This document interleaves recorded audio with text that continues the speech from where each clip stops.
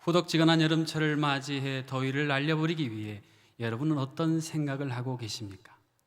저는 말씀을 준비하면서 어린 시절 마당 한가운데 있는 펌프 앞에 엎드려 등목을 했던 생각을 떠올려 봤습니다. 등목해 보셨습니까? 생각만 해도 등줄기가 시원해지는 것 같습니다.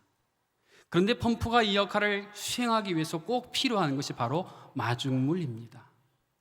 주인이 손님을 마중나가 마주하듯이 한 바가지의 물을 펌프에 붓고 펌프질을 하여 저 깊은 곳 속에는 새로운 물을 맞이한다라는 의미에서 마중물이라고 불렀던 것입니다.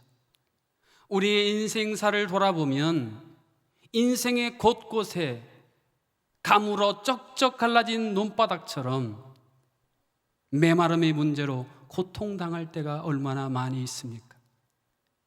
바로 그 순간 우리에게 생수로 찾아오셔서 우리에게 마중물이 되셔서 우리 인생에 감추어져 있는 새로운 물꼬를 터주시는 하나님, 그 하나님이 우리가 믿는 하나님이심을 성경은 증언해주고 있습니다. 그런 맥락에서 오늘 설교 제목이 마중물 하나님입니다. 신약 본문 말씀인 히브리서 13장 6절 말씀은 이와 연관하여 중요한 선언을 우리에게 들려주고 있습니다. 그러므로 우리가 담대히 말하되 주는 나를 돕는 이시니, 하나님이 우리를 돕는 분이십니다. 여기서 담대히라고 하는 것은 자신만만하다, 활기차다라는 뜻을 가지고 있습니다. 88 서울올림픽이 끝난 후에 지구촌 곳곳에서 우리나라를 향한 찬사가 들려왔는데 그중 하나가 바로 이것이었습니다. Korea is 활기찬 민족. 양궁 경기에서 모든 메달을 싹 쓸 정도로 활기찬 민족이었습니다. 하나님은 나를 돕는 분이십니다. 우리가 만일 이 말씀에 인생의 표적을 제대로 맞추어 믿음의 활시위를 당긴다면 우리도 활기찬 삶을 하루하루 살아가게 될 것입니다. 하나님께서 우리를 돕는다는 사실이 뜬구름 잡는 이론이나 허상이 아니라 실질적으로 하나님이 우리를 돕는 분이라는 사실을 이해시키기 위해 우리의 삶에 가장 밀접한 연관성이 있는 이 돈이라는 소재를 바로 이 선언 앞절에서 소개하고 있습니다. 돈을 사랑하지 말고 있는 바를 족한 줄로 알라. 어떤 성도가 세상에 살면서 돈을 주로 섬기고 돈만 사랑하다가 어느 순간 하나님 앞에 서게 되었습니다. 그때 하나님께서 그 성도를 향해서 물으셨던 첫 질문이 이랬답니다. 너 뭐니? 히브리서가 쓰여질 당시 교회는 로마 제국과 유대교 두 세력으로부터 양면 공격을 당하는 상황이었습니다. 그러다 보니 언제 있는 것 빼앗기고 궁핍에 처할지 모르는 두려움 때문에 성도들 사이에 돈에 대한 집착과 돈에 대한 탐욕이 만연했다고 합니다. 한소망 청지기 훈련인 크라운 BFS 성경 공부를 했던 분들이 이구동성으로 들려주는 중요한 새로운 청지기의 가치관이 있는데 그것은 바로 돈은 사랑의 대상이 아니라 우리가 다스려야 할 대상이라고 하는 것입니다. 지난 창립 기념 감사주일 예배에서 우리가 믿는 하늘아버지가 너무 부자이셔서 우리를 돕는 분이라는 감동적인 교훈을 들었습니다. 이러한 믿음을 가지고 모 교회에서 개척 기금으로 지원한 6억이라는 돈을 반납할 정도로 우리의 한소망의 믿음의 선진들은 신실한 청지기로서의 오늘의 한소망을 이루어냈다는 감동적인 간증도 들었습니다.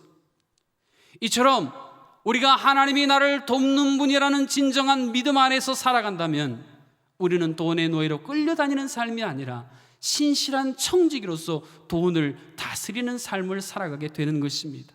왜 그렇습니까?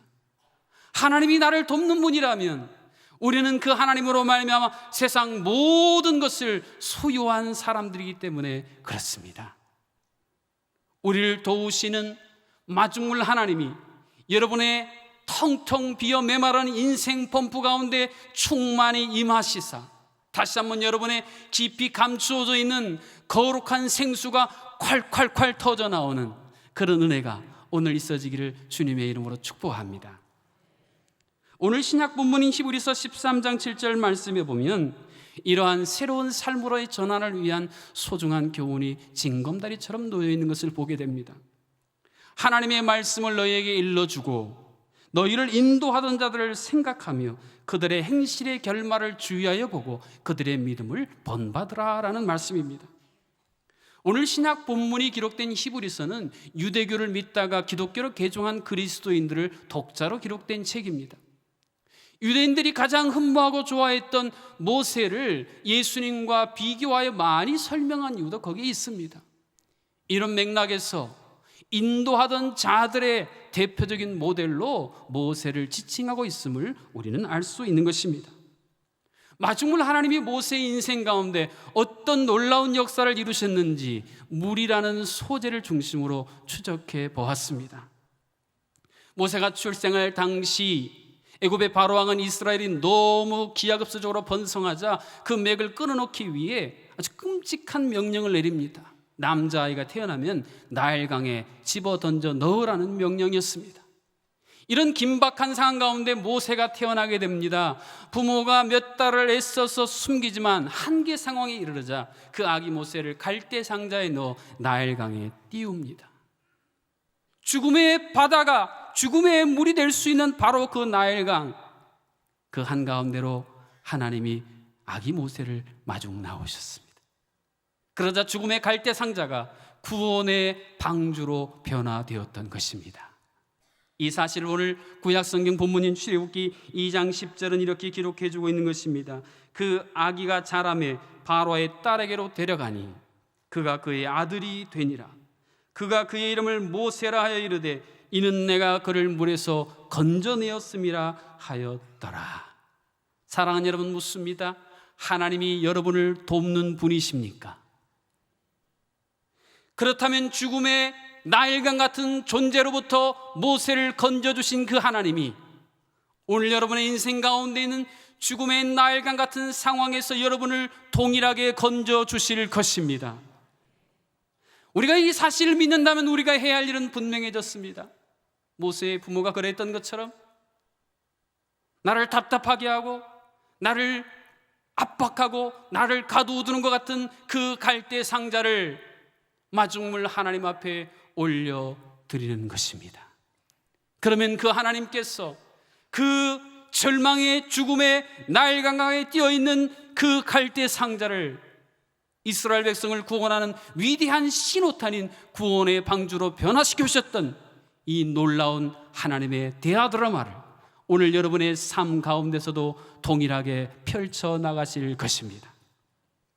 그래서 우리는 신약성경 본문인 히브리서 13장 6절 말씀처럼 외칠 수 있는 것입니다. 내가 무서워하지 아니하겠노라. 사람이 내게 어찌하랴. 여러분, 메르스로 인해 공포에 노출되어 있는 이 시대의 한복판을 살아가는 우리들에게 필요한 고백이 아니겠습니까? 내가 무서워하지 아니하겠노라. 사람이 내게 어찌하랴. 나일강의 바로처럼 우리를 압박하고 우리를 고난에 빠뜨리는 바로왕 같은 존재를 바로바로 처리해 주실 전능하신 하나님이 계시기에, 그 하나님이 우리를 사랑하시면 오늘 찬양대가 찬양했던 것처럼 세상이 감당할 수 없는 그 사랑으로 말미암아 어떤 사람이, 어떤 환경이, 그 어떤 존재가 내게 어찌하랴. 할렐루야. 모세의 인생 여정 가운데 도우시는 하나님의 역사는 물에서 또 다른 물로 이어지는 것을 보게 됩니다. 홍해라는 이스라엘 백성을 앞으로도 뒤로도 가지 못하게 만들었던 그 사면 초가의 상황을 연출했던 홍해 물결 한가운데로 하나님은 다시 위기에 빠진 모세를 마중 나오셨습니다. 그리하여 그 절망의 바다 가운데 출애굽의 위대한 대로를 활짝 열어주셨음을 출애굽기 14장 29절은 이렇게 기록해주고 있습니다. 이스라엘 자손은 바다 가운데를 육지로 행하였고 물이 좌우에 벽이 되었더라. 사랑하는 성도 여러분, 모세를 도우셨던 마지막을 하나님이 우리를 동일하게 돕는 분임을 믿으십니까? 그렇다면 지금 내 눈앞에 펼쳐지는, 내 눈으로 볼 때는 막장을 향해 달려가는 그 상황일지라도, 넘실거리는 물결이 지금 내가 가지고 있는 모든 것을 삼켜버릴 것 같은 그 현장 속에서도 우리는 도우시는 하나님을 바라볼 수 있어야 할 것입니다. 그 하나님이 바로 그 절박한 절망의 바다 한가운데에 우리가 피할 비상구를 예비해 두셨기 때문입니다. 거친 바다가 날 향해 와도 나는 주와 함께 날아오를 것입니다. 이런 찬양의 고백이 우리의 삶에 나올 수 있는 이유가 바로 여기에 있는 것입니다. 그렇다면 이제 우리는 홍해와 같은 절박한 상황 속에서도 신약 성경 본문 말씀인 히브리서 13장 5절 말씀을 꼭 붙들고 살아가야 합니다. 그가 친히 말씀하시기를 내가 결코 너희를 버리지 아니하고 너희를 떠나지 아니하리라. 인생을 살다 보면 우리에게 도움을 주던 분들이 갑자기 도움을 중단하기도 합니다. 내 곁에 평생 함께 있을 것 같았던 그분이 호련히 우리의 곁을 떠나기도 합니다. 그러나 우리가 믿는 하나님 아버지는 결코 이렇게 하지 않는 분이라는 확고한 선언인 것입니다.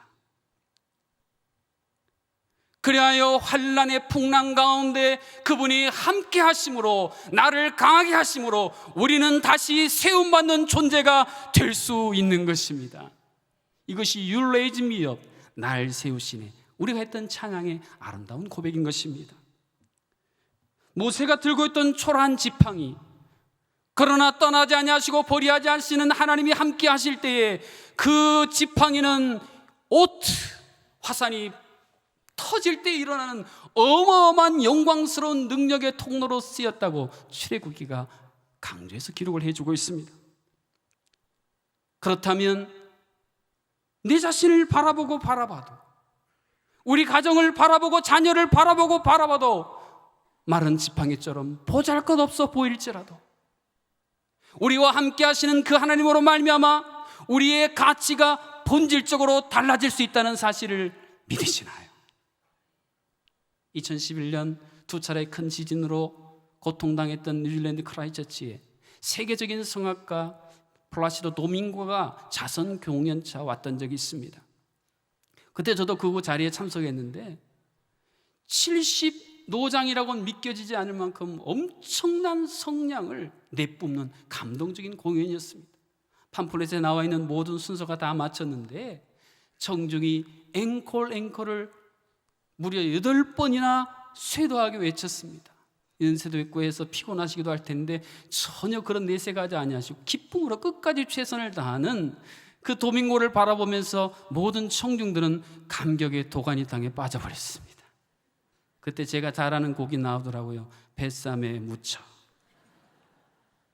이 공연이 특이했던 것은 이것이 갑자기 계획된 것이라 여러 일정에 바쁜 심포니 오케스트라의 단원이 참석하지 못하고 신출내기 유스 오케스트라들이 그 협연을 했다는 사실이었습니다. 이 유스 오케스트라는 잔뼈가 굵은 분들에 비하면 신출내기와 보잘것없는 존재였습니다. 그런데 그 거장이 지휘하고 거장이 이끄는 그 자리에 있었다는 그 사실만으로 그들은 반지에 박혀있는 보석처럼 참으로 빛나 보였습니다. 사랑하는 여러분, 그렇습니다. 한 인간의 거장이 함께도 이런 놀라운 가치의 상승이 있다라면 만왕의 왕이신 하나님, 온 우주의 거장이신 하나님이 우리의 삶에 함께 하신다면 우리의 가치가 업그레이드 상승된다는 사실을 믿으시나요? 그렇다면 비록 내가 쥐고 있는 그것이 마른 막대기 같은 것일지라도 우리에게 엄청난 왕권을 허락하신 그 하나님의 능력으로 우리는 선포할 수 있어야 합니다. 나를 가로막고 있는, 내 앞에 닫혀있는 모든 문들은 열릴지어다. 절망의 골짜기는 소망의 언덕으로 변화될지어다. 하나님이 우리와 함께 하실 때 가능한 변화인 것입니다. 구약 성경을 처음 읽어 나갔을 때에 이 모세와 연관된 물의 문제로 제가 섭섭했던 적이 있습니다. 그것은 완악함의 대명사인 이스라엘 백성들이 하도 모세를 힘들게 해서 모세가 한번 크게 화를 냈는데, 하나님께서 그것 때문에 그렇게 모세가 고대했던 가나안 땅을 밟는 것을 허락지 아니했다는 신명기 32장 51절의 무리바 물 사건에 대한 것이었습니다. 여러분 혹시 이러한 섭섭함을 갖지 않으셨습니까? 그런데 신약 성경을 읽다가 이 섭섭한 오해가 풀렸습니다. 마태복음 17장 1절 3절에 보니까 엿새 후에 예수께서 베드로와 야고보와 그 형제 요한을 데리시고 따로 높은 산에 올라가셨더니 그때 모세와 엘리야가 예수와 더불어 말하는 것이 그들에게 보이거늘. 하나님께서 결국 모세로 하여금 그 약속의 가나안 땅을 놀라운 방법으로 밟게 하셨다는 기록입니다. 마중물 하나님이 이처럼 세밀하게 아주 상세하게 우리의 인생 모든 전체를 섭리하시는 분이라는 사실을 우리가 믿는다면, 혹시 이 자리에 앉아있는 분 중에 하나님을 향해 섭섭증을 품고 있는 그 얽힌 실타래를 풀 수 있도록 하나님이 친히 도와주실 것입니다.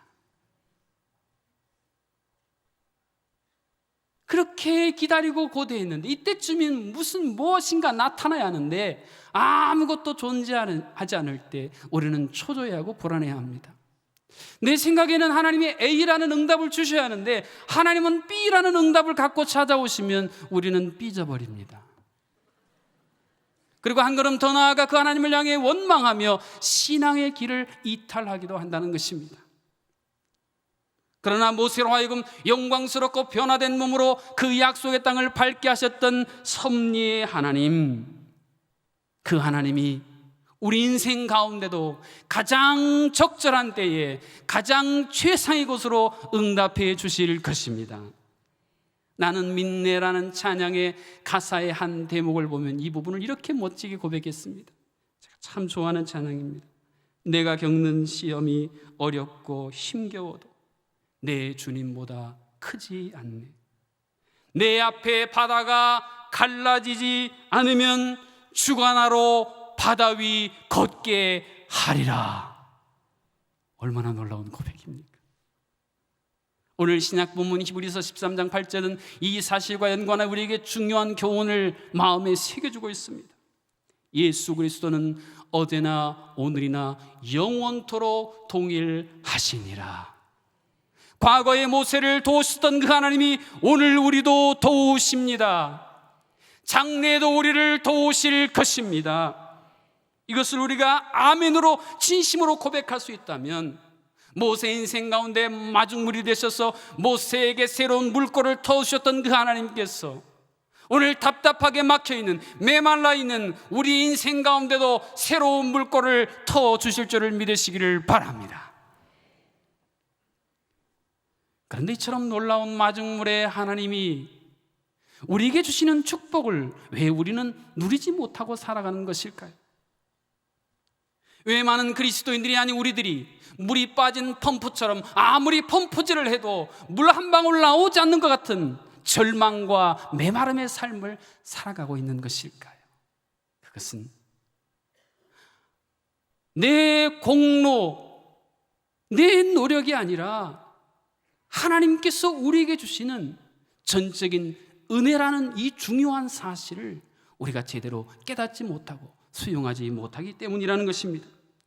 어제처럼 비가 아무리 퍼부어도 장독 뚜껑이 닫혀있는 장독 안에는 단 한 방울의 물이 들어갈 수 없는 것처럼 우리가 하나님께서 우리를 향하신 하나님의 진리의 말씀이 아닌 내 생각, 내 경험으로 그 마음의 문을 닫아두면 이 마중물의 놀라운 축복이 단 한 방울도 한 줄기도 우리의 삶에 유입될 수 없다라는 것입니다.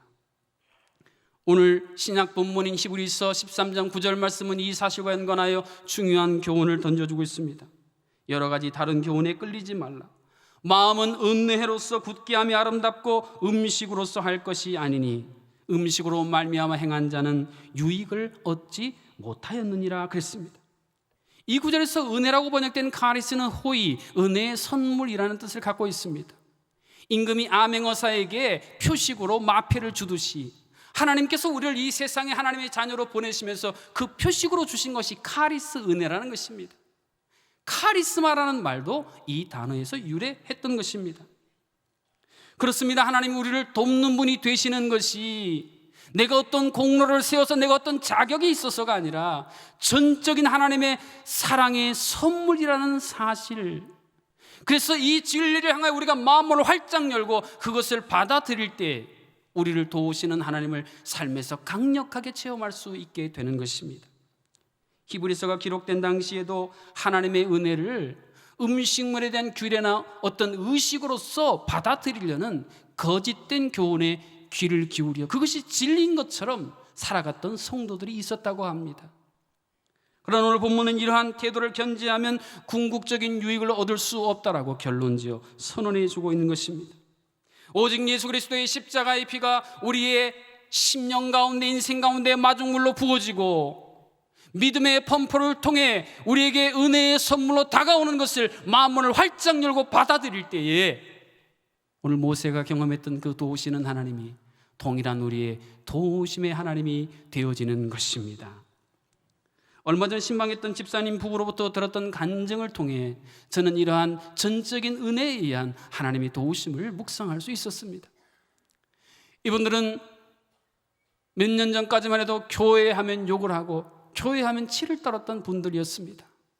심지어는 자기를 다른 사람한테 소개할 때 우리는 적교회주의자입니다 라고 선언할 정도였다고 합니다. 그러던 중 이 가정에 고난이 시작됩니다. 예상치 않았던 인생의 쓰나미가 몰려오자 주변에 있는 사람들이 이제 너희 가정은 끝난 것 같다라고 말을 들을 정도로 처참하게 초토화된 상황이었습니다. 그런데 바로 이 고난의 쓰나미 가운데 하나님이 친히 마중 나오셨다는 것입니다. 유치원에 다니는 둘째 아들의 친구 엄마가 하나님을 소개했습니다. 내 인생에 교회 가는 일은 없을 것이다 라고 선언했던 이들이 교회로 발걸음을 옮기기 시작했고 하나님이 이들에게 은혜의 보따리를 풀기 시작합니다. 그러자 이 가정에 놀라운 회복의 드라마가 시작됐습니다. 믿지 않았다면 우연이라고 했을 바로 그 순간 적절한 기회에 연결이 되어져서 문제가 하나씩 해결되자 막혀있던 숨통이 트이기 시작합니다. 목사님, 하나님께서 우리에게 주시는 것들 너무너무 내가 예상치 못했던 큰 것이라 깜짝깜짝 놀랄 때가 많이 있어요. 감동적인 간증이었습니다. 비단 이 집사님 가정뿐이겠습니까? 시시각각 우리가 예상치 못했던 인생의 쓰나미가 내 삶의 터전을, 내 가정을, 자녀들을, 기업을 덮쳐서 모든 것들이 침몰되어가는 현실을 바라보며 눈물 짓는 인생들, 메르스의 확진을 받아서 음압병실에 홀로 격리되어 사투를 벌이고 있는 것 같은 한국교회 이 민족을 바라보며 탄식하고 있는 우리들의 아픈 마음은 아니겠습니까? 거대한 환난과 고난의 시련의 물결 가운데 마중 나오시사 그 물을 기회의 파도로 변화시키시는 그 하나님, 우리에게 마중물이 되셔서 너희도 또 다른 마중물이 되어라, 우리의 잠들어 있는 꿈을 찔러 깨우사 브라보 마이 라이프라고 외치게 하시는 그 하나님, 그 하나님이 우리가 믿는 마중물의 하나님, 도우시는 하나님이시기에 오늘 이 시간 우리는 다시 한번 소망을 품을 수 있게 되는 것입니다. 무리를 잘 걷다가 바람을 보고 물에 빠져갔던 베드로에게 예수님이 마중 나오십니다. 살려주세요 외치는 베드로처럼 말씀을 준비하면서 지난 인생 여정 속에서 동일한 환난과 시련에 빠져갔던, 그래서 주여 나를 도와주십시오, 주여 나를 살려주십시오 눈물로 고백했던 주님여 이 손이라는 찬양이 한 주간 내내 제 마음 깊은 곳에서 울려 퍼졌습니다. 주님여 이 손을 꼭 잡고 가소서, 약하고 피곤한 이 몸을 폭풍우 흑암 속 해치사 빛으로 손잡고 날 인도하소서. 인생이 힘들고 고난이 겹칠 때 주님여 날 도와 주소서. 외치는 이 소리 귀 기울이시사 손잡고 날 인도하소서.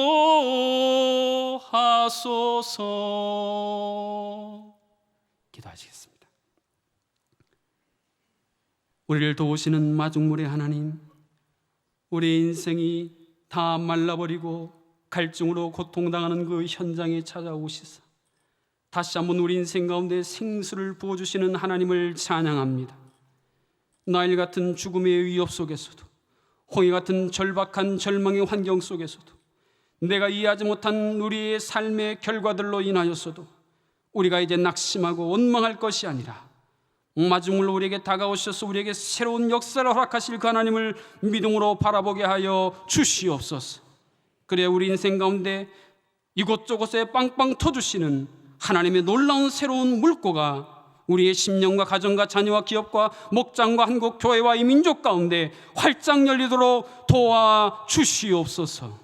예수님의 이름으로 기도하옵나이다. 아멘.